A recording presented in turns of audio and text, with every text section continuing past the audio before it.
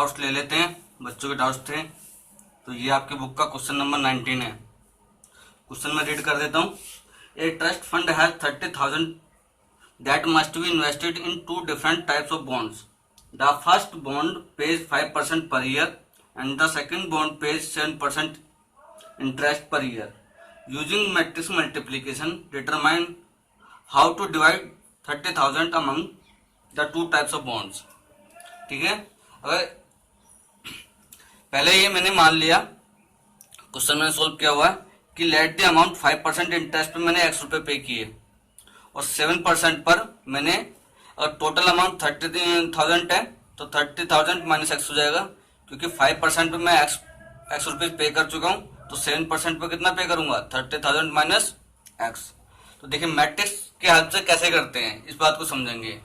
देखिए पहले ये मैंने अमाउंट ली, इसको रो में रखा, एक्स 30,000 माइनस एक्स, और ये एक्स रुपीज जो है वो कितने इंटरेस्ट पे पे कर रहा हूँ मैं 5% पे पे कर रहा हूँ। तो 5% पर पे किया, एक्स वाला इंटरेस्ट लिया और फिर 30,000 माइनस एक्स वाला, और इक्वल टू में 1,800 रुपीज। तो टोटल अमाउंट इंटरेस्ट के मैं कितने पे कर रहा हूँ, फर्स्ट क्वेश्चन में दिया हुआ है 1,800 पे कर रहा हूँ। तो इस तरह से हम इसको हम मैट्रिक्स फॉर्म में बना सकते हैं। तो हमने ये लिख लिया। अब क्या करना है, सिंपल मल्टीप्लीकेशन करना है। देखिए अब रो की कॉलम में मल्टीप्लाई करेंगे, तो देखिए इसका ऑर्डर कितना है 1:2, एक रो है 2 कॉलम है, और ये कितना है 2:1। इसका मतलब मल्टीप्लाई हो सकती है। तो अब मल्टीप्लाई करेंगे तो x की मल्टीप्लाई 5/100 में, इसी तरह से इसकी मल्टीप्लाई इसमें इक्वल टू 1,800। तो इसको सॉल्व करेंगे तो x की वैल्यू कितनी आ जाएगी 15,000 आ जाएगी, और फिर x की वैल्यू को यहाँ पे पुट कर दो तो 7% और 5% दोनों पर हमारा इंटरेस्ट निकल जाएगा। ठीक है बच्चे। इसी तरह से आपको क्वेश्चन नंबर 20 में दे रहा है कि 10 दर्जन 8 दर्जन और 10 दर्जन कुछ बुक्स हैं डिफरेंट सब्जेक्ट्स की, और एक को खरीदने में 80 रुपए लगते हैं, एक को 60 रुपए और एक को 40 रुपए। तो कह रहा है कि मैट्रिक्स मेथड से बताओ कि टोटल अमाउंट कितनी पे करनी पड़ेगी। तो जैसे ऊपर किया था उसी तरह से करेंगे हम। पहले हमने इधर दर्जन लिख लिए रो में और उनकी अमाउंट लिख ली कॉलम में। ठीक है, अब देखो 10 दर्जन का मतलब कितना हो गया 120 पीसीस, क्योंकि एक दर्जन में कितने होते हैं 12 पीसीस होते हैं, तो 10 डजन में कितने हो जाएंगे 120 पीसीस। इसी तरह से इसका 8 डजन को कितना बना लिया 96 पीसीस, क्योंकि अमाउंट किस में दी हुई है रुपीज पर पीसीस में। तो इसको हमने लिख लिया। तो फिर से देखिए बेटा क्या बन गया, ये फर्स्ट रो, एक रो और 3 कॉलम बन गई, और 3 रो 1 कॉलम बन गई। इसको देखिए इसका कॉलम इसका रो सेम है कि नहीं, इसका मतलब मल्टीप्लाई हो सकती है। इसको आप सोल्व करोगे तो आपकी टोटल अमाउंट निकल करके आ जाएगी। ये मैंने टोटल अमाउंट कितनी मान ली थी, यहाँ पर x मान ली थी, तो टोटल अमाउंट x मेरी निकल करके आ गई। आई होप कि समझ में आया होगा। ठीक है, देखिए क्वेश्चन नंबर 21 बहुत इंपॉर्टेंट क्वेश्चन है और समझने वाला है, ध्यान देंगे। इसने 4 मैट्रिक्स दी हुई है, 4 नहीं सॉरी 5। क्या क्या है कि एक एक्स मैट्रिक्स है जिसका ऑर्डर 2/n है, y एक मैट्रिक्स है 3/k है इसका ऑर्डर, और z एक मैट्रिक्स है जिसका ऑर्डर 2/p है, w का n/3 है, और p का p/k है। तो कह रहा है कि py प्लस wy है, तो बताइए इसका ऑर्डर क्या होगा। देखिए आप सबसे पहले मैंने सबके ऑर्डर लिख लिए। देखो p का ऑर्डर कितना p/k, y का लिख लिया, इसी तरह से w का लिख लिया और y का लिख लिया। ठीक है, अब देखो यहाँ पर मैंने आपको एक चीज बताई थी कि मल्टीप्लाई करने के लिए इस k का ऑर्डर यानी कि ये k और 3 दोनों आपस में क्या होने चाहिए सेम होने चाहिए। क्यों, कि पहली मैट्रिक्स का कॉलम और सेकंड मैट्रिक्स का रो शुड बी इक्वल, तभी मल्टीप्लाई हो सकता है, अदरवाइज नहीं होगा। इसका मतलब k की वैल्यू कितनी होनी जरूरी है 3 होनी जरूरी है।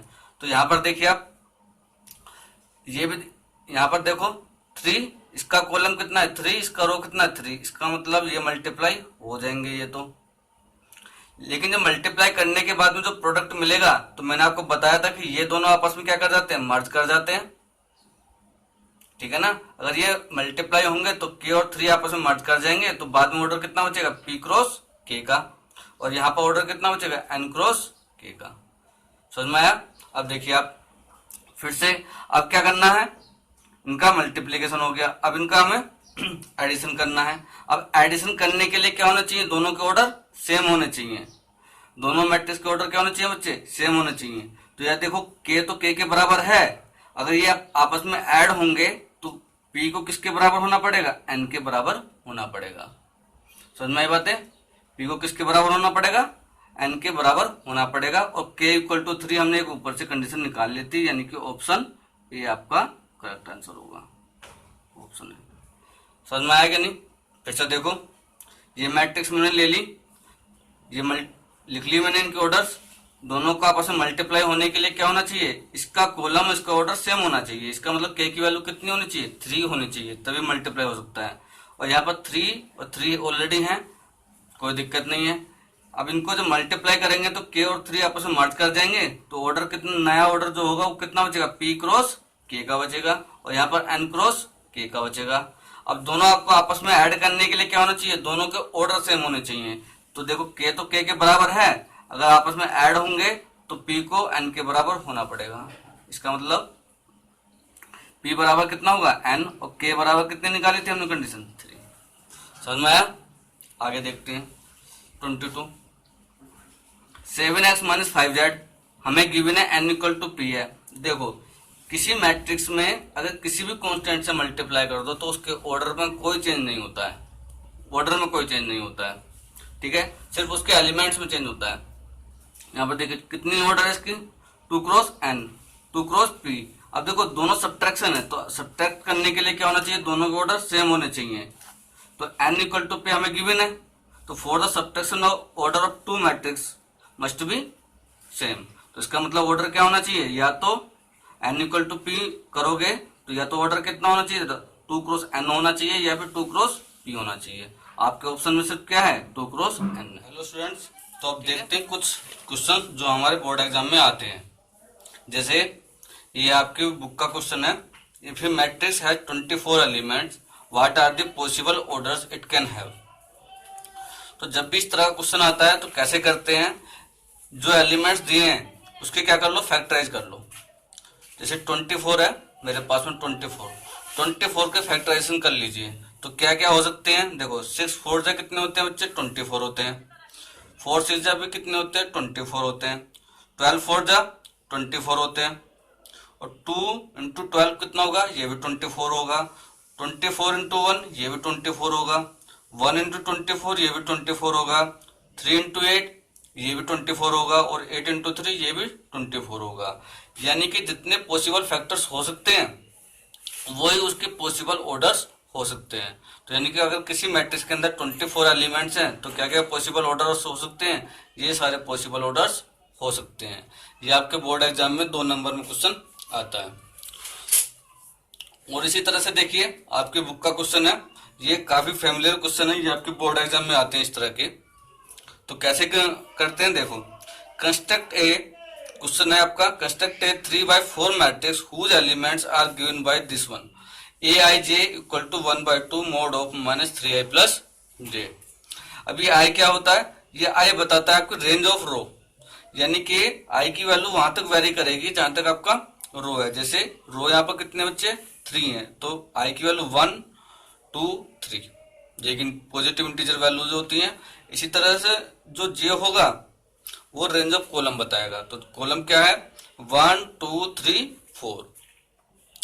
यानी कि अगर मैं देखूं तो इसके हिसाब से कोई एक मैट्रिक्स बनेगी जिसके अंदर मुझे एलिमेंट कौन कौन चाहिए, a11 a12 a13 a14 a21 a22 a23 a24 a31 a32 a33 a34। तो इस तरह से जो मैट्रिक्स बनेगी वो कितनी होगी, 3/4 की होगी।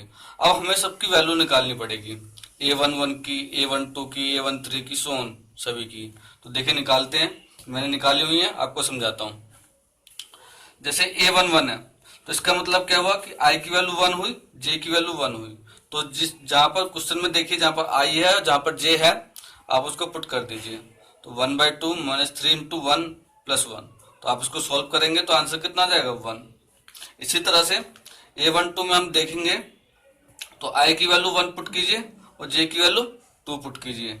तो आप इसको यहाँ पर क्वेश्चन में पुट कर दो, यहाँ पर i equal to 1, J equal to 2। तो आप इसको सॉल्व करोगे बच्चे तो आपका आंसर 1/2 आ जाएगा। इसी तरह से A13 के लिए I equal to 1 J equal to 3 put कीजिए तो आपका आंसर कितना होगा, 0 आ जाएगा। A14 के लिए I equal to 1 J equal to 4 आप इसको सोल्व कीजिए, -3 इंटू 1 प्लस 4 तो आप देखेंगे कितना आ जाएगा, 1/4 आ जाएगा। आगे देखते हैं। देखिए आप A21 यानी I equal to 2 J equal to 1 put करेंगे तो हमारा 5/2 आ जाएगा। इसी तरह से A22 I equal to 2 J equal to 2 तो हम सोल्व करेंगे तो हमारा आंसर 2 आ जाएगा। A23 I equal to 2 J equal to 3 question में पुट करेंगे तो हमारा ये आ जाएगा। इसी तरह से A24 I equal to 2 J equal to 4 हम पुट करेंगे तो 1 आ जाएगा। A31 सोन, A32 सोन, A33 A34 तो इस तरह से बच्चे हम सबकी वैल्यू पहले निकालते हैं। फिर क्या करते हैं, जो हमारी मैट्रिक्स थी स्टार्टिंग में A11 A12 A13 A14 इन सब में हम इन वैल्यूज को पुट कर देंगे। यानी कि A11 के प्लेस पर कितना आया था मेरा, 1 आया था तो मैंने इसको पुट कर दिया। A12 के प्लेस पर कितना आया था मेरा, A1/2 आया था। A13 की वैल्यू कितनी आई थी, 0 आई थी। A14 की वैल्यू कितनी आई थी, 1/2 आई थी। इस तरह से हम सारी वैल्यूज को पुट कर देंगे और इसी तरह से मेरा जो रिक्वायर्ड मैट्रिक्स है 3/4 वो मुझे मिल जाएगा। आई होप कि समझ में आया होगा। ये थे हमारे पास 2 टाइप्स के क्वेश्चंस। अभी और किस तरह से क्वेश्चंस नए बनते हैं वो हम अगली वीडियो में देखेंगे।